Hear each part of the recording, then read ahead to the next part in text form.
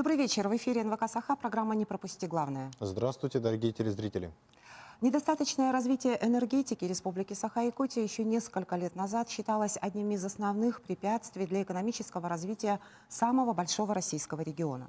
Сейчас же по программе развития Дальнего Востока одна из крупнейших энергокомпаний страны «Русгидро» ведет строительство новой гидроэлектростанции.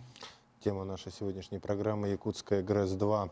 Об этом уникальном объекте для нашей республики, для Дальнего Востока, ну и, наверное, и для всей России мы поговорим сегодня, на каком этапе строительства объекта и что ждать от него нам, простым якутянам. Но в начале передачи мы предлагаем вашему вниманию небольшой видеосюжет, подготовленный сотрудниками нашей компании.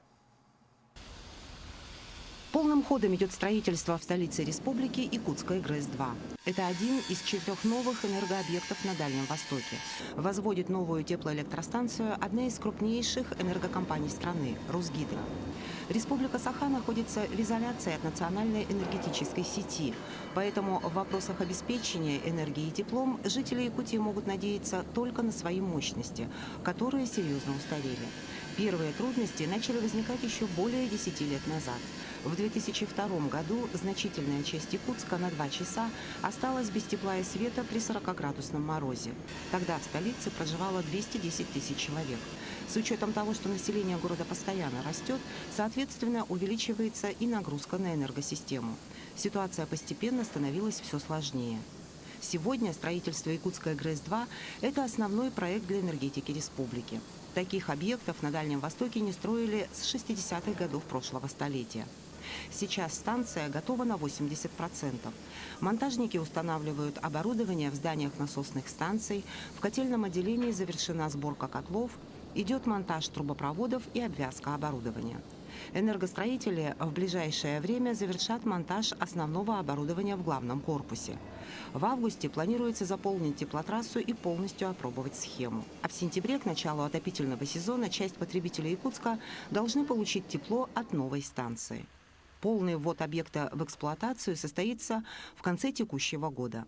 Новая станция позволит заменить выбывающие мощности действующей Якутской ГРЭС, создать резерв мощности и повысить надежность энергоснабжения потребителей.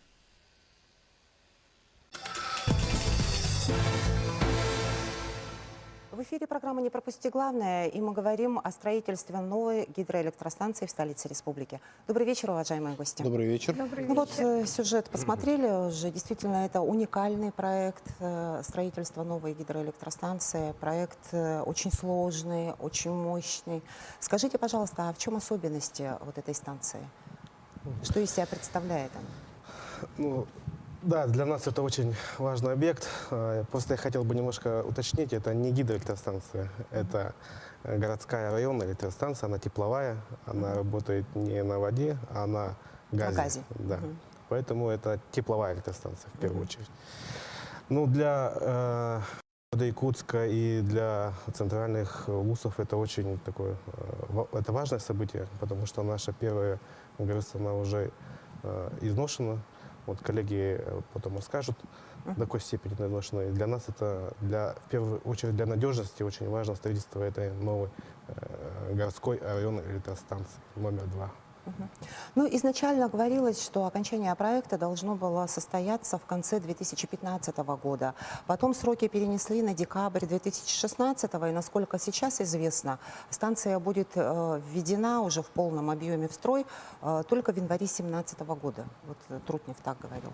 Скажите, с чем это связано, вот такая задержка строительства? Ну, да, действительно, сроки они сместились на год. Первоначально было, что станция должна была запуститься в декабре 2016 года. Но на то есть очень объективные причины. Вот коллеги, которые заказчики, они расскажут, почему все-таки произошла задержка строительства. Владимир Галасович. Основная причина – это позднее открытие финансирования строительства. Значит, финансирование открыли только в конце 2013 года. Вот. Это не позволило своевременно законтрактовать основное оборудование, значит, не позволило проплатить авансы заводам-поставщикам.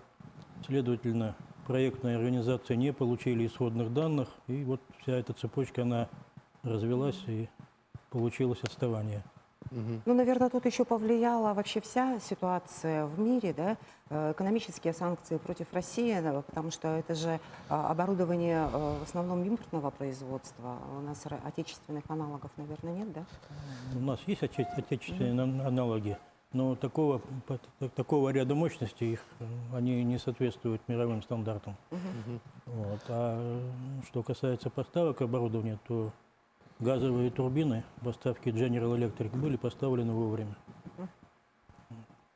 А вот мне, знаете, вот прежде чем начать говорить о уникальностях вообще этого объекта, очень интересует, а почему выбрано такое именно место для строительства этого объекта? Ну, такое интересное, на сопке получается, так, панорама города, ну, имею в виду с города, прям с любой точки практически теперь можно ее наблюдать. В чем причина? Ну, причина, я в этом лично не участвовал в выборе места. Да, но То есть это какие-то по моей персональные- информации, да, это отсутствие свободных земель Ага. в черте Да, города. действительно, земель в городе не хватало. Обсуждались большое количество площадок, да. Ну, когда вот именно выбиралась эта площадка, его же как бы не одним решением выбрали. Собирался консилиум, ученые говорили, да, общественность. И было принято решение строить на горе. На еще самом не- деле принципиальную роль в выборе этой площадки сыграли два существенных фактора. Ну, кроме того, что не было на площади, на территории города свободной площади. Два существенных фактора – это схема выдачи электрической мощности, наиболее удачный вариант схемы выдачи электрической мощности, и схема газоснабжения. Вот, то есть достаточно близкое расположение газопровода, а вот именно к площадке Вилюйского района, да, к той площадке, на которой находится сейчас, строится станция. Ну и Это станция вот еще строится, принципиальные кроме вещи. того, напротив вот старой станции, и причина была это, чтобы закольцевать, да, это все? Наверное, это тоже безусловно, учитывалось. Безусловно, все источники генерации, которые находятся сейчас в городе Якутске, они будут работать в единую систему. Я говорю не только о действующей станции Якутская ГРЭС и новой станции Якутская ГРЭС-2, но и о той мощности, которой мы сейчас располагаем на Якутской ТЭЦ.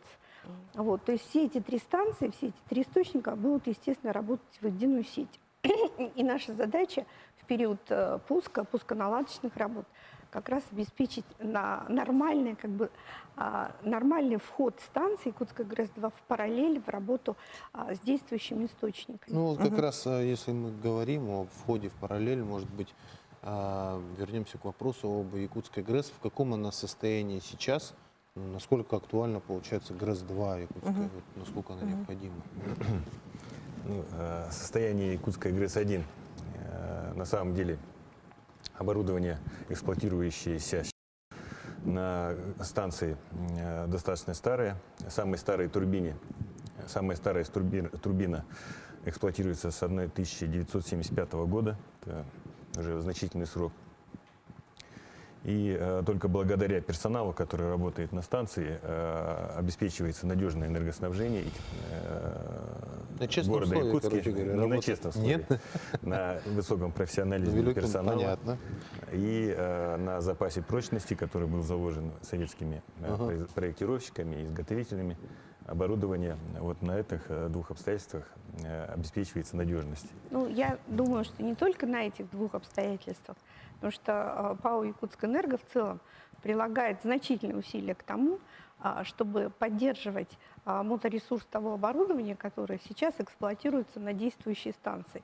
Учитывая то обстоятельство, что ввод в работу оборудования Якутской ГРЭС-2 постоянно у нас переносится вправо, да, мы вкладываем значительные средства и большие усилия для того, чтобы реально выполнять те объемы капитального ремонта, которые мы ежегодно выполняем на Якутской ГРЭС, и то техническое обслуживание, которое мы обеспечиваем, для того, чтобы с одной стороны, обеспечить надежное функционирование оборудования, надежную, вернее, работу оборудования, вот, и для того, чтобы в конце концов обеспечить продление того моторесурса, который на сегодняшний день есть на тех турбинах, которые работают на ГРЭС. Хотелось бы поблагодарить вот коллег из Якутскэнерго. Они на самом деле, эти турбины, они украинского производства.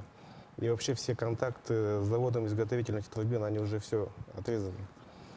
Вот. И коллеги из Якутскэнерго, они уже, получается, как заводчане, сами разработали свои регламенты.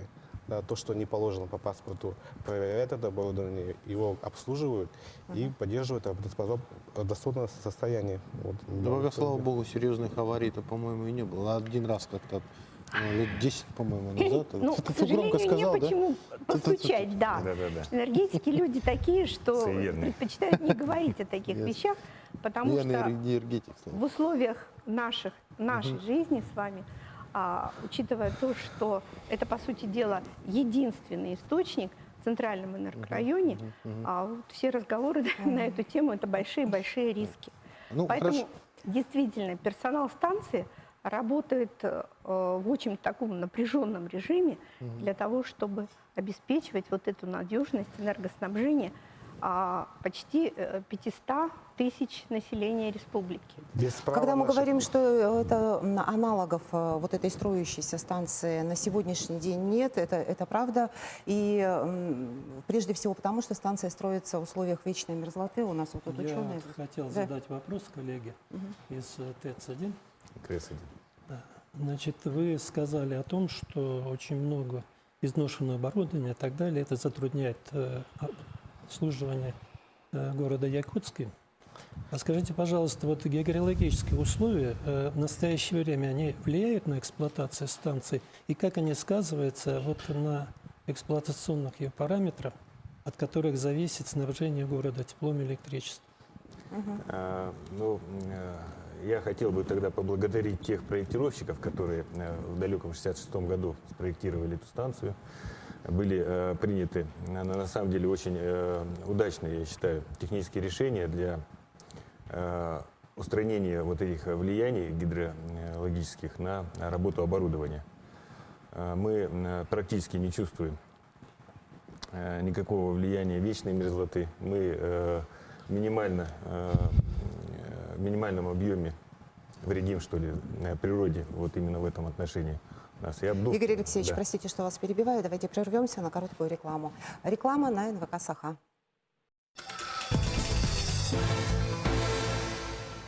В эфире «Не пропусти главное», и мы говорим о строительстве новой ГРЭС-2.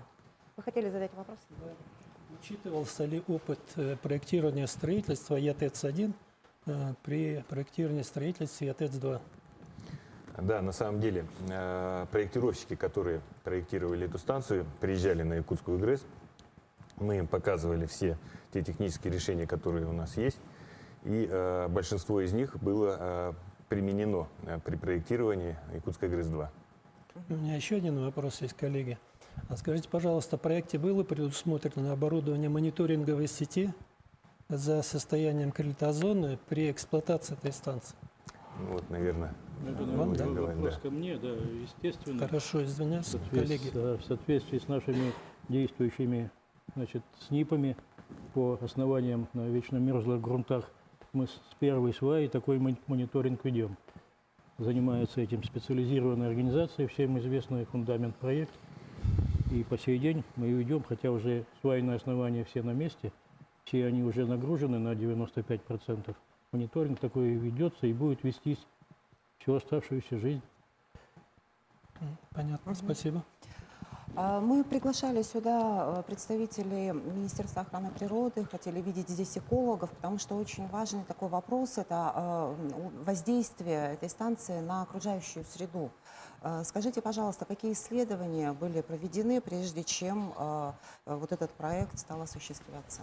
Кто может нам Ну, любой проект, он проводится... Согласование, конечно, да, есть проходит, экологическая да? экспертиза. Но я просто хотел бы сказать следующее, что вот эти машины, которые используются на ГРЭС-2, да, они по миру считаются самыми экологичными. Это первое.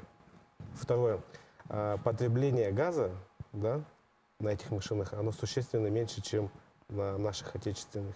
Тем самым идет меньше СО2, там, NOx, там, ну, так далее, загрязняющие вещества, одним словом. Да. То есть чем меньше газа потребляет, естественно, тем меньше идет выбросов. То есть на данный момент ГРЭС-2, она экологичнее, чем ГРЭС-1 по проекту. Скажите, пожалуйста, а вот волнуют еще эти вопросы непосредственных соседей, скажем так. Там же целые дачные участки. И вот в такой непосредственной близости находиться с таким объектом, это не вредно? У Такие нас- вопросы даже задают. У нас ГРЭС-1 стоит рядом, Да, я дома могу стоят. ответить. На самом деле, насколько я знаю, очень долго проходило согласование именно по шумам нового объекта, потому как все знают воздействие шумовое ГРЭС-1 на близлежащее население. И были выбраны очень серьезные технические средства, чтобы минимальное воздействие было, если оно есть, да, Владимир Васильевич? Ну, за ходом Ростехнадзора у нас представители здесь есть. Скажите, пожалуйста, каким образом ведется контроль качества строительства? И тут же, вот, если говорить об экологической составляющей, экологической политике, каким образом проходит утилизация, может быть, опасных каких-то, все равно вредные какие-то отходы существуют на такой стройке? Конечно, существует любая стройка, это какие-то виды отходы, правильно? Нами, значит, как бы создана определенная комиссия, которая выезжает туда непосредственно на участок строительства. Вот, мы обследуем эти объекты на качество строительства, на качество применяемых материалов при данном строительстве. Вот, соответственно, мы с собой берем и наших газовиков, и наших энергетиков в рамках государственного строительного надзора. Ну а какие-нибудь претензии были вообще, в принципе? Но любое строительство, это все равно, это же производство. В любом производстве есть определенные вопросы. Эти вопросы мы всегда решаем в рабочем порядке. Они, в принципе, решаемые все. Как видите, строительство продолжается, соответственно, вопросы, которые возникают, они... То есть таких удовлетворяются. серьезных критических вопросов Критических нет. вопросов на данный момент нет. Ну а вот вообще, в принципе, вот особенности, различия, может быть, ГРЭС в техническом решении ГРЭС и ГРЭС-2, в чем оно принципиальное отличие? Принципиальное отличие. На ГРЭС-1 стоят энергетические турбины, Мгм. которые изготовлены специально для электростанций. На ГРЭС-2 авиационные турбины, которые первоначально были спроектированы для самолетов. И потом их сделали для электрических станций. Ну, наверное, это. Это лучше или хуже? в принципе, Это не лучше. влияет? Это лучше. У них очень большой опыт производства. Они супернадежные. Они показали свою надежность не только на земле, но и в небе. Ну и, соответственно, КПД работы этих турбин значительно выше, чем КПД тех установок, которые на сегодняшний день установлены на Якутской ГРЭС. Плюс ко всему, значит, на станции применена довольно эффективная компоновка оборудования. И, опять же, на станции, кроме котлов-утилизаторов, которые стоят на турбинах, за турбинами, еще дополнительно установлены 3 водогрейных котла, которые могут обеспечивать, скажем так, тепловую нагрузку этого узла нагрузок Якутской ГРЭС-2 автономно, без участия электрической нагрузки станции. Слушайте, а вот я правильно понимаю, что эти турбины, это они, в общем-то, американского производства? Да. Я бы, вот, знаете, как объяснил, да, чтобы находчиво Да, телезритель. да. ГРЭС-1 это «Жигули», да, а ГРЭС-2 это Ну, «Мерседес». все так говорят. Вот так. Ну ладно, вопрос такой. тогда такой вопрос. А какова стоимость этого проекта? Только что Николай Никифорович сказал, сравните стоимость «Жигулей» да, и- ну, да. весь проект, значит, в ценах 2013 года, в первую очередь, 26 миллиардов рублей. Ну, с учетом того, То что на есть, весь Дальний Восток Коррективы выделено- были какие-то внесены, да? Нет. Это первоначальная стоимость, и несмотря на Она общую так, ситуацию... скорее всего, такое и останется. Вот я хотел бы вернуться к своему вопросу. Турбины у нас, получается, американские там стоят, Да. да? Вот понятный вопрос. В условиях санкций, в условиях как бы таких серьезных экономических потрясений, да, ну, не повлияет ли это вот, обслуживание и так далее? На На удорожание. ГРЭС-1, это уже говорилось сегодня в передаче, на Якутской ГРЭС-1 эксплуатируются турбины харьковского производства все. Они тоже импортные. Ну, Харьковск, И понимаете, никаким- вы все-таки, я минуточку, с 75 года по 2000, ну, как минимум, там, 10-й, наверное, нормально у нас были отношения с нашим, как бы, партнером, да, все-таки это большой срок. Естественно, работники ГРЭС, они смогли наработать опыт и, в общем-то, ну, сами разбираться в этом, да, как инженеры. А тут все-таки не ровен час. Да, абсолютно верно. Но я не уже хватит говорил времени. о том, что колоссальный опыт в изготовлении и поставок этих турбин, их очень большое количество, в том числе в России стоит. В России уже найдены пути где-то ремонта этих турбин без участия, может быть, такого большого американцев, производителей. Ну, понятно. Поэтому Давайте послушаем наших телезрителей. Есть вопрос. Пожалуйста, говорите, вы в прямом эфире, мы вас слушаем. Алло, здравствуйте. Добрый вечер. Добрый вечер. Такой вопрос. Вот сегодня вот ГРЭС-2 строится, да, это очень хорошо, но все-таки вот на сегодня 350 тысяч города якутских жителей. Нельзя ли бы вот по частям обеспечить, надо несколько ГРЭС построить? Я имею в виду помощниц вот чуть-чуть поменьше, только и вроде так, чтобы обезопасить. Вы же сами говорили сейчас, 10 лет тому назад действительно свет ушло на 2 часа, на такую погоду, на такой климат. На это что вы скажете? Еще второй вопрос такой. Почему сегодня вот на строительстве ГРЭС-2 работает в основном приезде? Спасибо. Николай Спасибо. Петрович. Ну, вообще, как бы, с экономической точки зрения, да, всегда считается один источник всегда выгоднее. Один мощный, он всегда экономически выгоднее, чем, допустим, 10 маленьких, да. Это уже как бы доказано чисто экономически, поэтому строить одну это всегда лучше, чем строить 10 мелких. Вот что касается приезжих, то вот коллеги ответят, почему у нас так.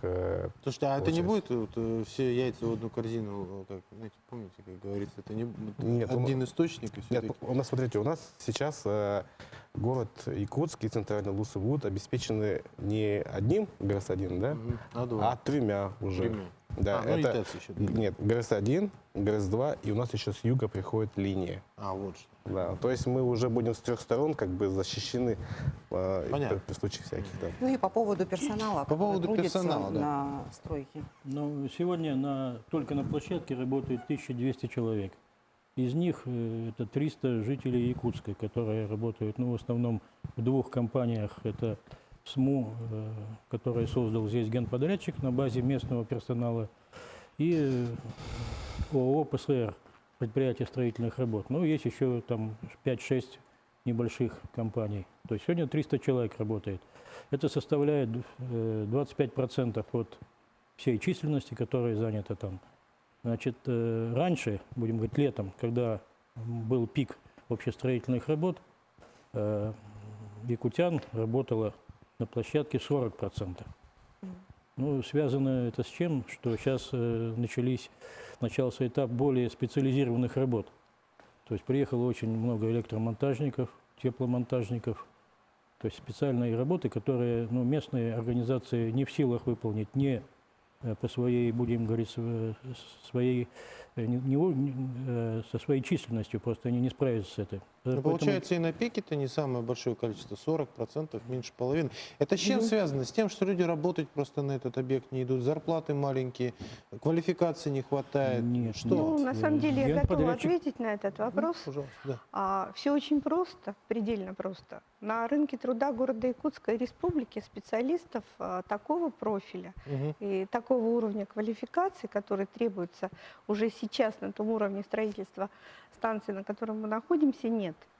Поэтому даже говоря о том, что мы сейчас уже комплектуем персонал, эксплуатационный персонал для будущей станции, мы вынуждены принимать на работу людей практически малоподготовленных в нашем профиле, в нашем направлении, то есть имеющих какое-то начальное базовое образование энергетическое. И чтобы подготовить нормального специалиста-энергетика, да, я не говорю руководителя, даже среднего звена, а просто специалиста-энергетика, необходимо не менее чем полгода. Поэтому вот в этом направлении, в том числе, мы сейчас работаем очень активно. Поэтому, в принципе, мы предполагаем, что на станции эксплуатационный персонал в основном будет местный. потому что вот сориентированы мы таким образом. Из-за пределов республики мы будем, скорее всего, приглашать и привозить только узких специалистов. Всех остальных мы будем готовить сами на месте. А непосредственно на станции какая численность будет работников? Около 200 человек, да? По штатному расписанию на сегодняшний день нормативная численность станции 244 человека. Ну вот сейчас говорится о том, что численность вообще рабочих на общестроительных работах вот на этом этапе должна быть увеличена до 1500 человек. Вы говорите, что сейчас 1200 там работают, значит 300 человек будут привлекаться опять, это будут в основном приезжие, или это будут все-таки местные кадры? Это будет примерно наполовину, И когда это будет доведено Это до 1500? к началу мая. То есть в данное время уже идет набор? Да, идет рост. Можно Давайте мы сейчас вопрос? еще прервемся на короткую рекламу, потом продолжим. Реклама на НВК «Саха».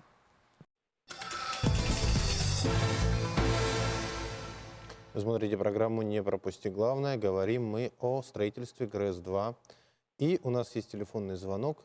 Пожалуйста, говорите, вы в эфире. Добрый вечер. Добрый вечер. Алло, подскажите, пожалуйста, вот вопросик такой. Насколько безопасно проведение строительных работ для жителей Борисовки-3? Спасибо. Спасибо. Да, вот я уже этот вопрос задавала. Вот Дачников имела в виду, там и Борисовка действительно. Вот люди все-таки опасаются, есть такие опасения. Что вы можете им на это сказать? Ну, я отвечу. Да, пожалуйста. Само строительство для Борисовки-3 совсем безопасно. И промышленные отходы, они увозятся в определенные места.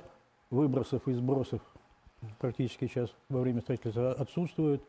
Когда станция будет работать, то значит, выбросы в воздух, они будут минимальны, они гораздо меньше, чем наши российские нормы. Значит, что касается сбросов воды, то они будут практически отсутствовать, только будут в бытовую канализацию сбросы. Учитывая то, что основная площадка находится еще на горе, плюс 100 метров к дымовой трубе, то обеспечено очень хорошее рассеивание, и тут вообще опасаться нечего. Ну, кстати, еще говорилось о том, что вот чад от старых котельных, он тоже рассеется. Действительно это так? Ну, насчет... Что у нас прям без туманов будет в городе? Ну, это, я могу сказать, ответить на вопрос, я только поживу видим, да, потому что четко еще не доказано, что вот туманы это именно от котельных, там, от машин, да. Я не могу сказать 100%. Просто я вот еще на предыдущий вопрос хотел ответить. Жители очень сильно ставили вопрос по строительству тепловой линии, да. Мы в какой-то период даже останавливали стройку, пока мы вот не разбирались вот по поводу этого. Заказчику мы предъявляли, да. Заказчик делал специальное перепроектирование, это называется комплекс дополнительных мероприятий, чтобы не страдали люди. Вот после этого мы проводили дополнительную экспертизу, Ростехнадзор подтвердил. И вот они... Это что касается безопасности строительства и прохождения тепловых сетей. Давайте еще телезрителей послушаем. Есть еще вопрос. Пожалуйста, говорите, вы в прямом эфире. Добрый вечер. Я хотел бы узнать, есть ли планы у Якутэнерго по созданию инженерингового центра для повышения квалификации, соответственно, персонала, чтобы проводить эксплуатацию, ремонт, ну и, соответственно, реализовывать инженеринговые проекты в будущем. Спасибо. Спасибо. Ну, на самом деле у Якутскэнерго есть свое некоммерческое учебное заведение, в котором мы готовим своих специалистов, вот тех, которые принимаем на работу впервые, те специалисты, которым требуется повышение квалификации, периодическая подготовка в целях проверки знаний и совершенствования. То есть эту задачу мы решаем в рамках своего УПЦ. В отношении инжинирингового центра таких планов о создании отдельно взятого инжинирингового центра в нашей компании нет. Но мы считаем, что и в республике, и в стране у нас достаточно большое количество таких организаций, услугами которых мы вполне можем воспользоваться, если это будет необходимо. Ну вот еще вопрос, как будет выглядеть схема подачи тепла от новой станции? Лев Кириллович. Тепловая мощность от ГРЭС-2 подразумевается на место строительства как раз оставлены точки, где можно будет наилучшее распределение этого тепла. Это получается, она проходить будет по Вилюйскому тракту, по улице Бекетова и заходит как раз 103, 106, 67, 68 квартала, как раз квартала наибольшей застройки. И как раз подразумевается через 106 квартал резервирование с уже существующими тепловыми централями и в будущем уже выходит в сторону залога. И где уже подразумевается закольцовка уже с реконструированной ГРЭС-2 и ТЭЦ города Якутска. Ну, это уже второй этап развития этого теплоснабжения города Якутска. Но согласно схеме развития города Якутска, теплоснабжения имеется в виду, пока на прибавляющей мощности планируется установка квартальных котельных с мощностью до 50-60 гигакалорий. А в будущем, скажите, не планируется ли завести вот в сторону Хатунурякского шоссе? Ведь город у нас растет, и сейчас уже Хатунурякское шоссе — черта практически города. Да. Ну и, кстати говоря, дачники Вилюйского тракта очень часто на форумах вообще как бы обсуждают, говорят, что в связи с строительством ГРЭС-2, возможно, у них там появятся какие-то то ли газ, то ли тепло, то ли еще что-то такое. Ну, во всяком случае, в перспективе. Чтобы они могли ИЖС сделать. На самом деле, в перспективе есть вообще развить город в ту сторону, да, в гору. Но пока этих планов на бумаге нет. Есть только вот обсуждение, слухи. Что касается Хатунурякского шоссе, там на самом деле тепловая сеть проходит от Якутска ГРЭС-1, да, и у нас в перспективе от нее запитать вот эти джодовские квартала, да, это 2-й, 4-й и 17-й, да, вот, они будут запитаны от ГРЭС-1. Вот, в перспективе это вот. В принципе, перспектива развития той зоны, о которой вы говорите, Хатунурякского шоссе, вполне просматривается. Изначально в проекте предусматривалась вторая нитка трубопроводов тепловых сетей именно в ту сторону. Но в целях снижения затрат в целом по проекту от этого варианта отказались. Но перспектива такая есть, потому что мощности тепловые, которыми будет располагать станция, позволят сделать это. До сих пор мы все время говорили о первой очереди этой станции. А каковы сроки ввода второй очереди? Я сейчас хочу объяснить всем, да. На самом деле вторая очередь, она нужна только тогда и только тогда, когда у нас закроется ГРЭС-1. Вот. Сейчас ГРЭС-1, она должна полностью исчерпать свой ресурс, да. За это время мы должны найти дополнительные источники финансирования по второй очереди. И когда мы ее найдем, мы ее построим, и тогда вот мы закроем ГРЭС-1. Вот. То есть, как бы детально пока так. Но это еще много-много лет вперед. На самом деле, по энергетическому балансу, значит, строительство второй очереди, уже необходимость строительства второй очереди возникает в 2019 году. Вот, поскольку достаточно серьезные перспективы развития, увеличения потребления, есть линия, которая должна прийти и приходит к нам с юга, это абсолютное повышение надежности, но источник генерации, обеспечивающий всю потребность в развитии энергопотребления, он должен быть. Поэтому вопрос строительства второй очереди, он должен решаться оперативным порядком, опережающим, скажем так, порядком. Вот вопрос такой. Часто на этой передаче присутствуют представители бизнес-сообщества и говорят, называют одну из самых главных проблем бизнеса — это высокие тарифы на услуги тепла и электроэнергии. В связи с этим увеличением мощности, этот новый поток, который вы говорите, появится ГРЭС-1, ГРЭС-2, 3 источника. У нас упадут тарифы на электроэнергию или это никак не повлияет на тарифы на электроэнергию? Вот такой вопрос. Потому что говорится же, такого новейшего оборудования, оно позволит снизить издержки. Да? Да. И издержки на производство тепла. А должно ли это сказаться действительно на тарифах для нас, для потребителей? Вообще, вопрос тарифа — это отдельная передача. Да. Понятно. Это очень. Но наша основная задача стоит — это Ну, вкратце, можете ведь, ответить, да, нет, не знаю. Нет, вот когда мы просто вводим новое оборудование, да, там появляется такой существенный момент, это называется амортизация. Вот. Обслуживание. Вот. Поэтому, конечно, эта амортизация очень сильно давит на тариф. Да. И вот наша задача сейчас сделать так, чтобы с вводом данных объектов амортизация не давила на рост тарифа. То есть, ну, мы сейчас будем за счет того, что за счет экономии газа, персонала, да, по крайней мере, тарифы не вырастут. Но мы сейчас еще с коллегами из РАО, из Востока, из Якутска-Энерго смотрим такие моменты, чтобы эту амортизацию удлинить на 60 лет, да, вот как и ГРЭС-1. Тогда у нас тарифы, они вообще упадут. Ну, не сильно они, но могут упасть.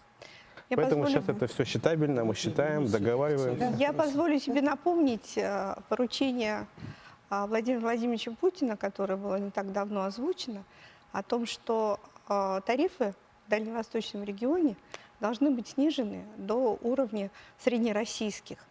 И в отношении Республики Саха-Якутия говорилось о том, что тариф в республике должен быть снижен на 50%.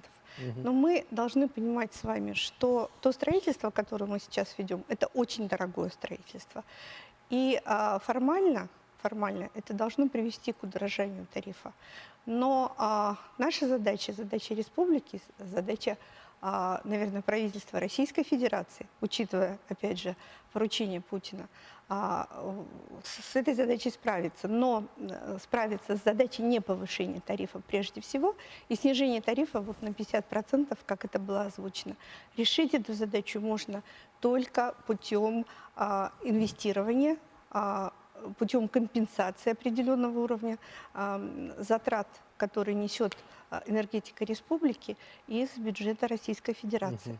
В противном случае мы не справимся сами с этой задачей.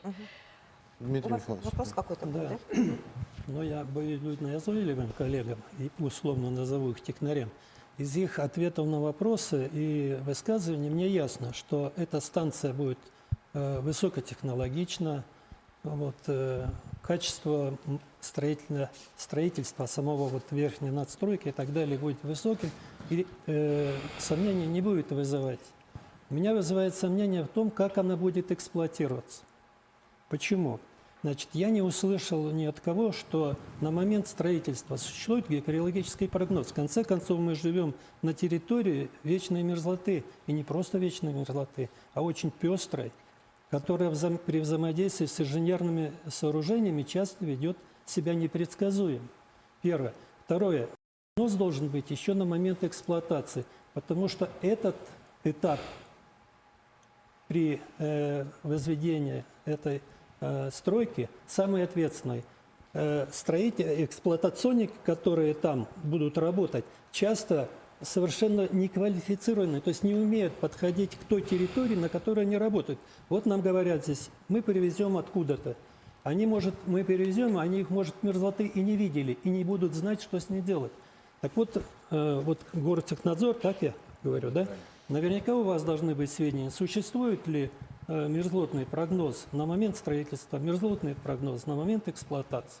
Или такого не существует прогноза? Есть определенные фирмы, как раз, которые занимаются вот этим прогнозированием. Они постоянно мониторят ситуацию до начала строительства, во время строительства. Соответственно, будет это продолжаться постоянно, пока я понял, это будет ваш жить ответ, можно я прерву? Значит, мониторинг и прогнозировать – это немножко разная вещь. Мониторинг проверяет качество прогноза, соответствует он или не соответствует. Да, простите, Дмитрий Михайлович, давайте мы сейчас прервемся на короткую рекламу, а потом продолжим наш разговор. Вы смотрите программу «Не пропусти главное». Мы продолжаем говорить о Якутской ГРЭС-2. Пожалуйста, Дмитрий ваш Михайлович, вы вопрос, хотели как-то конкретизировать, да, свой У вопрос? меня вот коллега хотел дополнить ответ. Я дополню по поводу прогноза. Перед строительством были сделаны инженерные изыскания, и в их объеме были сделаны геологические изыскания. Там сделан прогноз на весь период жизненной электростанции, он положительный. Кроме того, сегодня в период строительства мы такую работу заказали специализированной организации, и сейчас имеем свежий прогноз на год вперед по промерзанию свайных оснований. Вот. Ну, естественно, дальше надо пользоваться будет не только прогнозам в изысканиях, а периодически их обновлять. Дмитрий Михайлович, а у вас есть какие-то сомнения, да? Вы вот вопрос такой Очень задаете. большие сомнения. Вот эти краткосрочные прогнозы, они по существу определяют состояние вещей на сегодняшний день. Есть краткосрочный, долгосрочный, среднесрочный, как раз на период эксплуатации этой станции, которые учитывают изменения климатической ритмичности и так далее. И они, вот эти прогнозы, дают возможность в будущем разрабатывать управляющие воздействия по предотвращению аварийно опасных ситуаций, которые могут возникнуть. И на примере опыта эксплуатации предыдущего модуля нашего ТЭЦ, там видно, что таких прогнозов не было. И потом, вот сейчас мы мониторинг там, по вашему заданию, там здания и сооружений, которые деформируются, в основании которых не было предусмотрена температура плюс 10 градусов в критозоне, а она есть. Чтобы это не случилось вот на этой станции, которая построена на не очень благоприятных геокрологических условиях, там есть спорадическое распространение ледового комплекса. Это участки с ледистостью там, до 40-60%. Вы можете представить себе, если туда через этот участок начнет протягивать тепловую сеть. Значит, там сразу будет термокарстовая аварийная ситуация. Поэтому я вот в Институте мерзлотоведения сегодня целый день спрашивал, кто-нибудь занимался строительством или прогнозом? Мне говорят, нет, никто. Спрашиваю, а кто? Говорят, ПНИС. Ну, я знаю фирму ПНИС, знаю сотрудников, которые... Это в Москве Институт по строительству в холодных регионах, будем говорить так, упрощенно. Вот. Безусловно, там квалифицированные специалисты и так далее. Но этот институт в настоящее время распался. Ну, это к чему может привести в итоге? Значит, это может привести к тому, что при вот этих больших затратах на станцию современную, высокого качества, эксплуатация некачественная приведет к снижению или к повышению стоимости энергии и снижению качества эксплуатации самого объекта. Если у нас будут возникать проблемы какого-то рода, мы непременно обратимся в Институт мерзлотоведения. На сегодняшний день тот мониторинг, который ведется, и те оценки, которые были сделаны, они удовлетворяют все проектные условия и условия дальнейшей эксплуатации станции. Понятно. Можно я отвечу? Еще при проектировании тепловых сетей, ну, вообще энергетических комплексов, тем более в условиях вечно мирных грунтов, да, есть специализированные требования к проектированию этих. И, ну, например, республика эксплуатируя любой объект, мы четко пользуемся этими догмами уже строительными. Да, у меня нет сомнений в том, что мы все можем, что существуют хорошие методики, нормативные требования и так далее, но, к сожалению, чаще всего мы получаем грабли, на которые наступаем. У меня нет сомнений в том, что если там что-то случится, вы обратитесь к нам или к какой-то другой организации, которая занимается этим. Но мне бы хотелось, чтобы мы уже сейчас предупредили появление этих ситуаций. А каким образом надо сейчас предупредить? Сейчас скажу. А это можно предупредить не общим прогнозом инженерно-географических условий, которые выдает ТИСИЗ там, или ТИСИЗы при инженерно-геологических изысканиях, а специализированных, направленных на учет взаимодействия конкретного объекта с конкретными инженерно-геологическими условиями. И вот эти прогнозы должны лежать у вас, и вы должны контролировать соблюдение условий эксплуатации этой станции, чтобы они не нарушались. Потому что человек, который не знает, что он живет на вечной мерзлоте, может сбросить воду горячую, еще что-нибудь и так далее. Евгений Геннадьевич, а как так получилось, что наши экологи, наше Министерство охраны природы, они не видели этот проект в глаза? Такое могло вообще произойти? Ну, это вопрос совершенно не ко мне. Это вы спросите лучше у них, чтобы не заводить, так сказать, вас в заблуждение. Ну, как такое могло вообще произойти? На самом деле, они, я еще раз говорю, экологическую экспертизу проект прошел. Они видели это все, так что там никаких проблем. Насчет вот этих исследований. У нас прошлая зима была очень теплая. И вот, кстати, возникал вопрос о строительстве этой станции, потому что за эту зиму сваи не успели промерзнуть. И возникал вопрос, что нужно делать. Поэтому был дополнительный Вот, институтом были даны дополнительные рекомендации, да, и были сделаны специальные технические мероприятия, чтобы не упустить холод, чтобы сваи успели промерзнуть. И вот заказчик скажет, что действительно вот они провели это, и фундамент у них промерз на самом деле. Там все мониторится, все смотрится, и никаких проблем в данном случае не должно быть. Ну, это хорошо. Можно коллегам Да-да-да. вопрос задать? Я вот услышал, что вторая очередь станции планируется по балансовым условиям где-то к 2019 году. Ну, необходимость возникает. Необходимость. Но при этом у нас есть практически построенная линия Томмот-Майя, и его запуск тоже, насколько я знаю, тоже планируется к 2019 году. То есть при наличии линии, почему вторая очередь, вот сроки совпадают?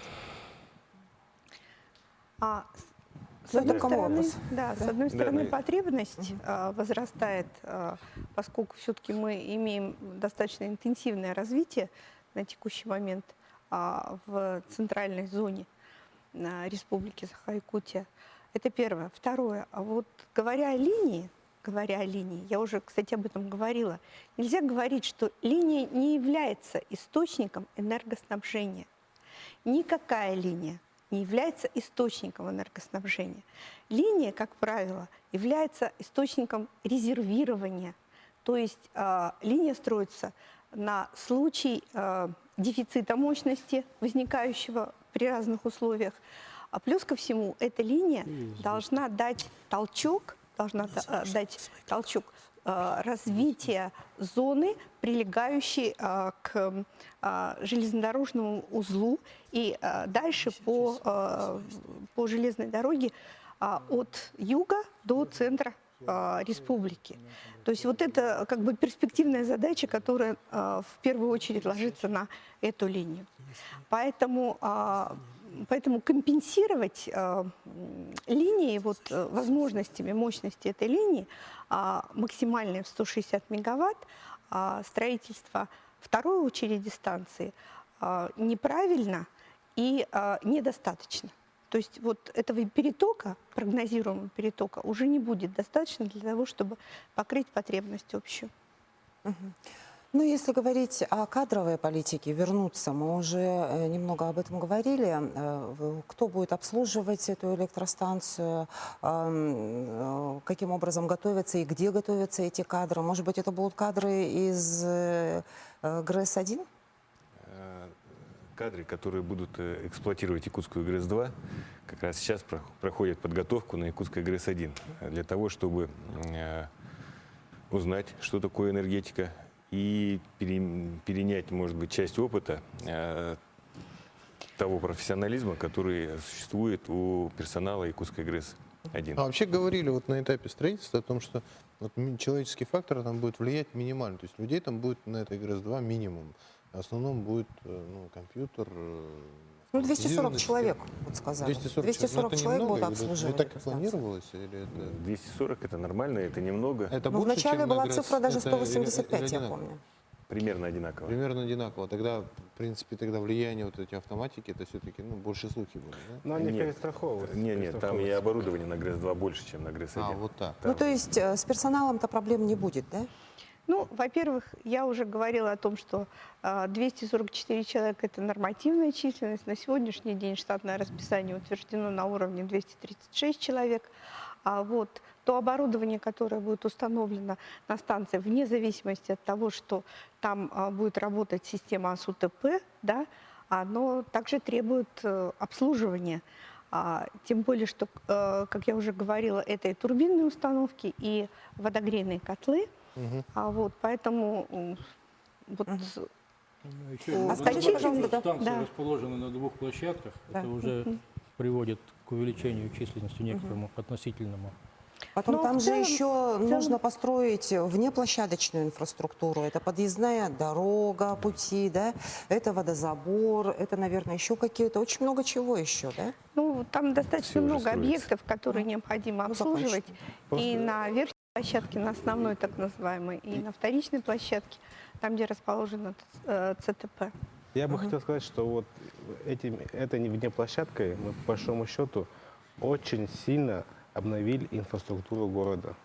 Мы сделали новый водовод, Это будут новые электрические сети, это теплосети и плюс еще КОС, ну, водоотведение. То есть очень, вот именно Хатынырядскую сторону, да, мы очень сильно обновили. А еще такой вопрос телезрители задавали. Скажите, вот частые отключения света, да, это все связано со строительством, да, этого объекта? Да, это связано с реконструкцией Хатынырядской подстанции, чтобы она принимала электроэнергию. А вообще в городе частенько бывает свет отрубают, да? А повлияет это, сократится? По идее, должно сократиться, да? Отключение Когда будет обновленная инфраструктура, естественно, отключение будет намного меньше. А скажите, пожалуйста, вот еще важный вопрос. А выполнены ли все социальные обязательства перед работниками вот субподрядных организаций в части выдачи заработной платы и так далее? К сожалению, мы не успеваем ответить на этот вопрос. Я благодарю вас, что вы приняли участие в нашей программе. На этом мы заканчиваем. Всего доброго. Всего доброго, до свидания. Всего доброго, до свидания. Смотрите нас на НВК онлайн. До свидания.